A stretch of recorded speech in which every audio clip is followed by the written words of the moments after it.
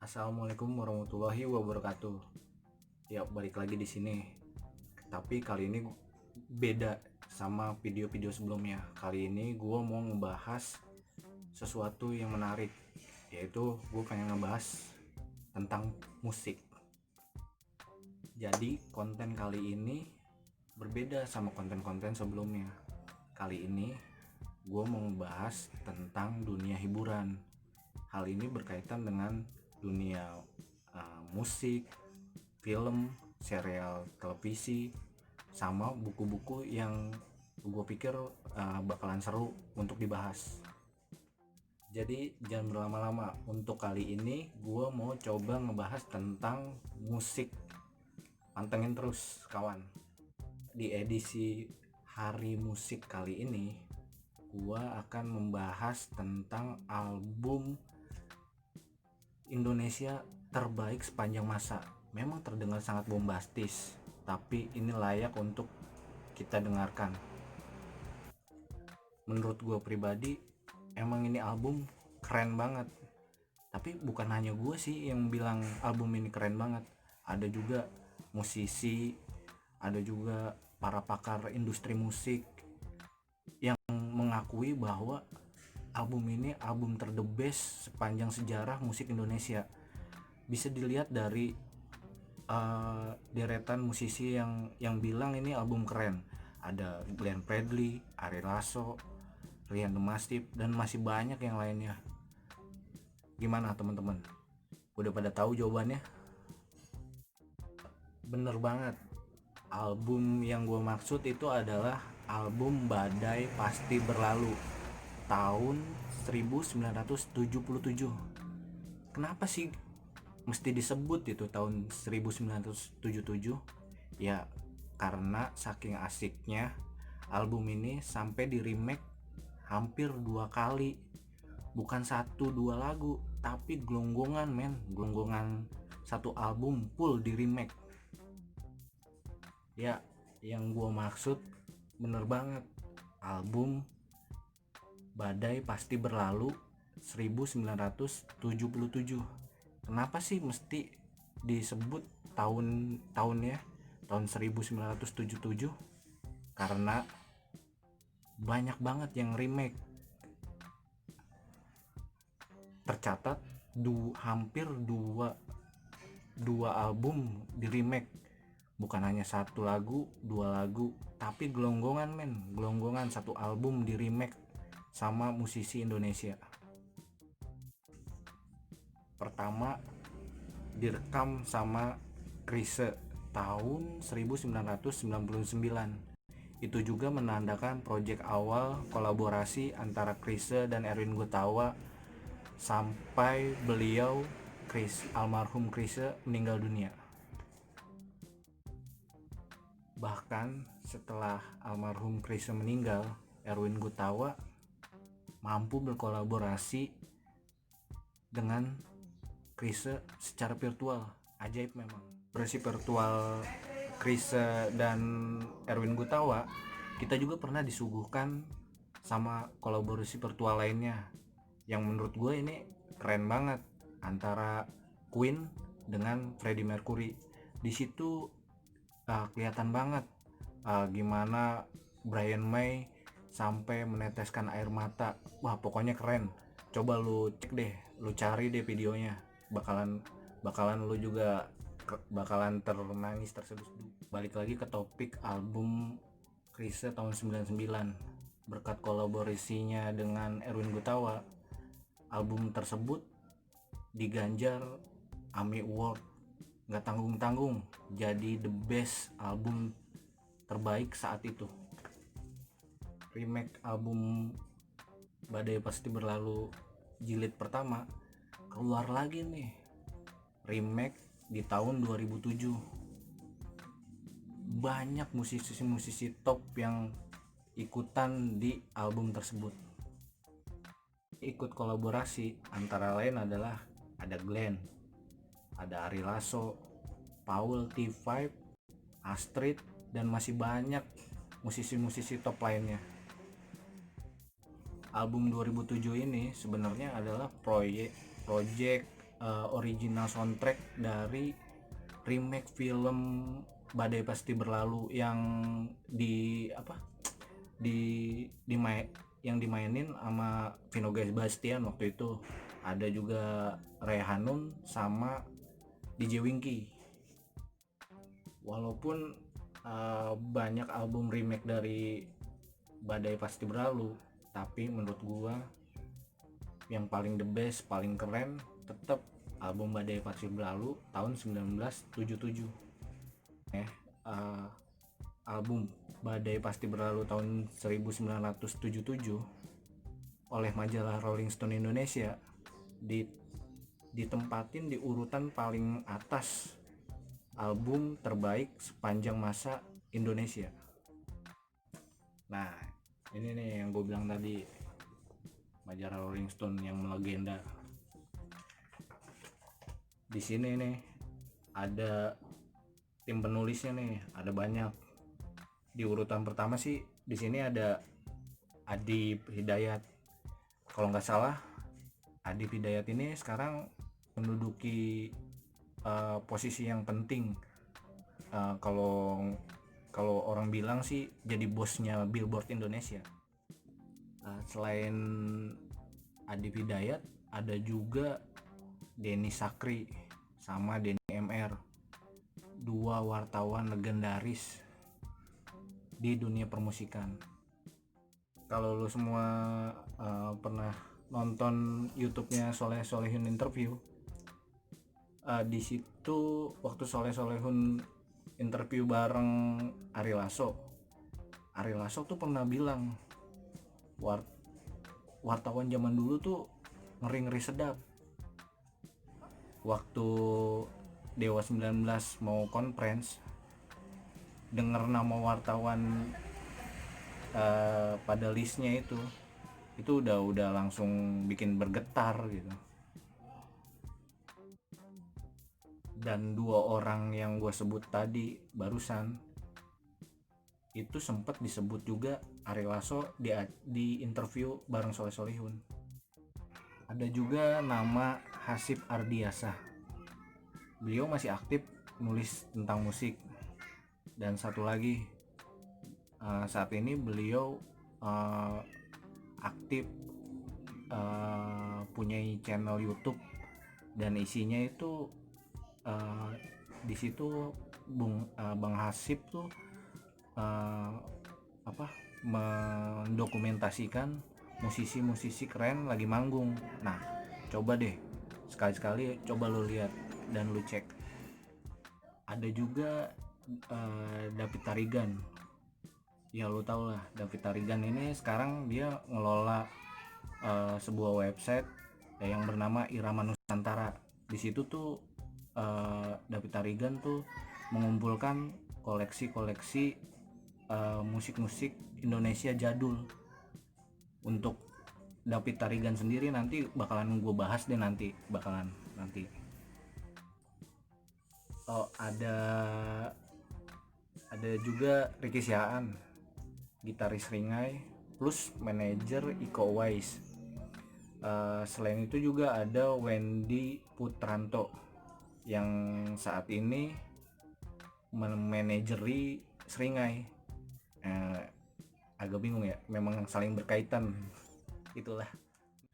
Wah, gua kira tadinya gue cari-cari di tim penulis, gue kira ada Bang Soleh Solihun, tapi kayaknya nggak ada nih. Di tahun 2007 mungkin Bang Soleh Solihun masih di Playboy atau di Trax, kita nggak tahu. Badai Pasti Berlalu 1977 isinya tuh ada 13 lagu, dan materi vokalnya semua diisi sama Chrisye dan Berliana Hutahuruk. Soal dua nama ini kayaknya ada cerita menarik. Ayo pelan-pelan kita bahas. Tahun 70-an itu Eros Jarot sama Guru Soekarno Putra baru pulang nih dari luar negeri. Mereka tuh nonton konser band Indonesia, tapi kok liriknya lirik bahasa Inggris ya.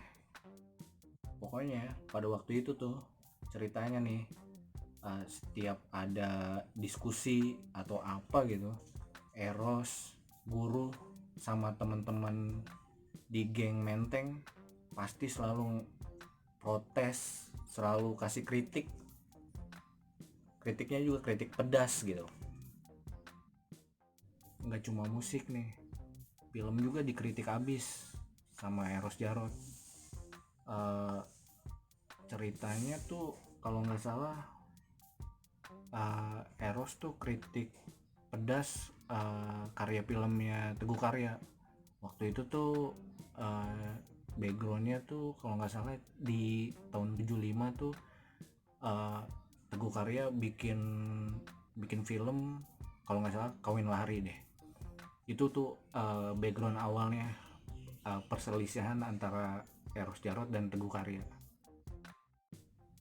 Singkat cerita nih, Teguh Karya yang kesel saat itu menantang balik Eros. Lu jangan cuma bisa kritik doang, coba lu buktiin lu bikin karya yang bagus sesuai dengan selera lu yang katanya bagus pada waktu itu. Gayung pun bersambut pada saat itu. Tantangan dari Teguh Karya disambut hangat sama Eros dan kawan-kawan. Jadilah proyek paling megah menurut gua nih, dan album paling penting untuk Indonesia. Eros beserta kawan-kawan menggarap album Badai Pasti Berlalu yang bakalan jadi soundtracknya film Badai Pasti Berlalu. Mulai project album tersebut, Eros tuh nggak langsung bikin. Beliau langsung ke toko buku, ke perpustakaan untuk beli kamus bahasa Indonesia dan juga kamus terjemahan bahasa Sangsekerta. Langkah awal pertama Eros Jarot beli kamus. Kenapa dia repot-repot beli kamus bahasa Indonesia, beli kamus terjemahan bahasa Sangsekerta? Tujuannya nggak lain adalah untuk mengulik kekayaan bahasa Indonesia itu sendiri.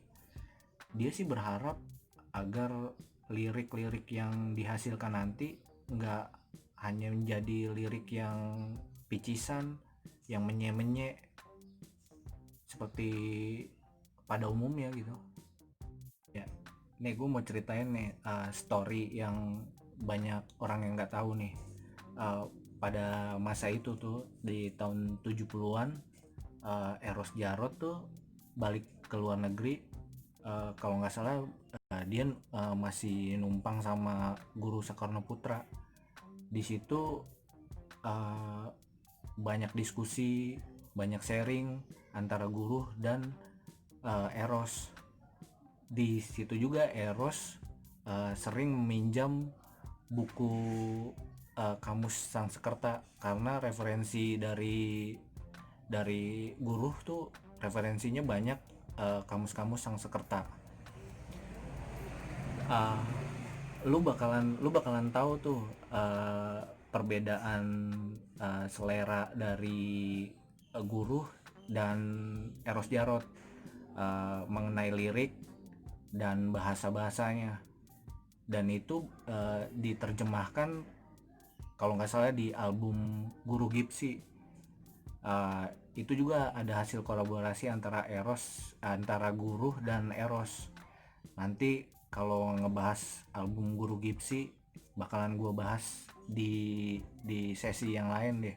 Itu salah satu album terpenting juga selain album Badai Pasti Berlalu. Nah, persiapan yang matang oleh Eros Jarot itu dibikin list segala macam itu biar istilahnya dia nggak kemakan ludah sendiri ya. Karena lu kebayang deh kalau misalnya dia yang tukang kritik, dia tukang tukang ngejelekin apa kritik pedas ke karya orang, tapi pas dia bikin sendiri malah hasilnya lebih buruk dari orang lain kan, jadi parah men. Makanya agar dia nggak malu, makanya dia persiapin proyek ini sedemikian rupa. Selain Eros, ada juga nama lain seperti Debbie Nasution sama Yoki Suryo Prayogo. Kedua nama ini penting karena di album tersebut keduanya menciptakan lagu dan mengisi beberapa musik di dalam album tersebut. Nah, Yoki ini di lain kesempatan nanti nih membuat semacam trio bersama Eros dan Chrisye yang bakalan menggarap album-album terbaik dan melegenda miliknya Chrisye. Ada cerita antara mereka bertiga nih, Yoki, Chrisye sama Eros. Mereka bertiga nih sempat berantem sampai puasa ngomong, puasa bicara selama bertahun-tahun. Bakalan gue bahas sih, tapi nggak sekarang, nanti deh. Kalau lu pada tertarik bisa gue ceritain nanti. Balik lagi ke topik album Badai Pasti Berlalu 1977. Waktu itu tuh Eros nawarin Chrisye buat jadi isi vokal di album tersebut, tapi langsung ditolak mentah-mentah sama Teguh Karya. Katanya suara Chrisye tuh aneh banget, nggak gagah, nggak gahar. Wajar sih kalau misalnya Teguh Karya langsung reject, nolak mentah-mentah materi vokalnya Chrisye, karena pada zaman itu tuh standar suara cowok tuh yang keras, ngebass macem Bruri. Ya Eros waktu itu dia ngalah deh, akhirnya dia ngajuin nama lain. Nama yang kedua diajuin tuh Berliana Hutahuruf, tapi langsung ditolak juga ditolak mentah-mentah sama Teguh Karya. Teguh Karya bilang suara Berliana ini suara cewek yang anehnya tuh kalau gue gambarin kayak suara kunti. Iya, kuntilanak coba deh lu cari di YouTube-nya Berliana Hutahuruf, coba lu dengerin. Apakah lu sependapat sama kayak gue? Suaranya jujur emang aneh. Akhirnya tuh Eros marah besar tuh sama Teguh Karya, sampai Eros mengultimatum tuh ke Teguh Karya. Eros bilang kalau lu mau ikut kemauannya gua, proyek jalan, tapi kalau lu masih ngeyel juga, ya udah terpaksa proyek ini dibatalin. Akhirnya setelah beberapa kompromi, dua nama yang disebut tadi masuk di album spektakuler ini. Apa sih keistimewaan dari album ini?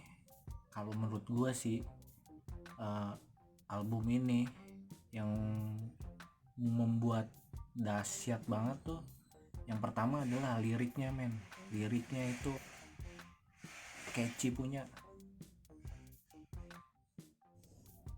Misalnya aja nih di lirik lagu Badai Pasti Berlalu, liriknya kurang lebih seperti ini: awan hitam di hati yang sedang gelisah, daun-daun berguguran, satu-satu jatuh ke pangkuan. Gila gila kan cuma mau nyeritain orang yang lagi patah hati, semuanya tuh digambarin pakai pengandaian peristiwa alam, men. Ada juga nih lagu yang berjudul Matahari. Nih liriknya nih, matahari pagi bersinar gelisah. Nih gua kasih satu lirik lagi nih, dimana kau timbun daun yang layu, makin gelisah. Gokil kan, men. Selain itu musiknya juga megah banget, kedengarannya megah deh. Di lagu Badai Pasti Berlalu, Matahari, Khayalku, Baju Pengantin, dan masih banyak tuh yang lainnya tuh, kemegahan yang ditonjolin di album Badai Pasti Berlalu 1977. Ada juga sih lagu-lagu yang sederhana tapi nusuk banget, macam Angin Malam, Merpati Putih, Merepih Alam. Jadi gue rasa ini album seimbang banget deh, seimbang untuk album pop. Favorit gue pribadi lagunya Khayalku yang dinyanyiin sama Chrisye sama Beriana Hutahuruk. Lagu absurd banget kalau lu pertama kali denger suara halusnya Chrisye bentrok dengan suara tinggi dari Berliana Hutahuruk. Tapi setelah lu dengerin bakal lu nikmatin deh tuh lagu Khayalku itu. Buat yang lu mau dengerin album Badai Pasti Berlalu 1977, sayang banget sih emang sulit banget nih nyari albumnya. Kalaupun ada, harganya bakal melambung tinggi, men. Di platform streaming lagu macam kayak Spotify, Joox, album Badai Pasti Berlalu 1977 juga nggak ada, men. Adanya cuman album tahun 2007 sama 99. Sebenarnya di YouTube ada yang upload album Badai Pasti Berlalu 1977. Kualitasnya juga lumayan oke. Tapi gue nggak tahu nih siapa yang upload pertama. Coba deh lu cek aja, lu cari album Badai Pasti Berlalu 1977 di kanal YouTube. Mungkin ya alternatif lain yang lu bisa tempuh ya nggak lain ya lu meluncur tuh ke website iramanusantara.org. Website itu tuh berisi tentang arsip digital musik Indonesia. Album-album lawas macam albumnya Benyamin S zaman dulu tuh, Ucok Aka, Titik Pusat Pak, dan banyak lagi album-album keren lainnya tuh yang sulit kita cari secara fisik. Nah itu tuh ada di iramanusantara.org. Kayaknya seru juga tuh kalau lain kali kita coba bahas bagaimana cara cari album lawas-lawas di Irama Nusantara. Lain kali deh coba kita bahas. Untuk kali ini mungkin gue kasih tahu lu bagaimana cara masuk ke atau cari lagu lawas-lawas itu. Caranya gampang sih, lu tinggal masuk aja ke iramanusantara.org. Nah lu bisa cari tuh di kolom pencarian, lu cari tuh siapa penulis lirik atau yang nyiptain lagu atau juga penyanyinya atau pemain bandnya sekalian. Nah kalau lu udah bisa ketemu tuh lagu apa yang mau lu cari, lu tinggal play, lu dengerin, nikmatin suara-suara yang merdu dari penyanyi yang sudah melegenda di Indonesia. Wah, udah panjang lebar tuh kita ngebahas tentang album terbaik sepanjang masa, album pop terbaik sepanjang masa di Indonesia. Album Badai Pasti Berlalu versi 1977. Kayaknya cukup deh sampai di sini nih. Nanti kalau misalnya ada kesempatan lain, gue bakalan bahas yang tadi, beberapa PR yang udah gue sebutin, bakalan coba gue ulas, gue kulik, gue bahas di sini. Kayaknya udah cukup sekian untuk cerita hari ini. Terima kasih udah mantengin lama-lama di sini. Kayaknya makasih banget untuk hari ini. Wabillahi taufiq wal hidayah. Wassalamualaikum warahmatullahi wabarakatuh.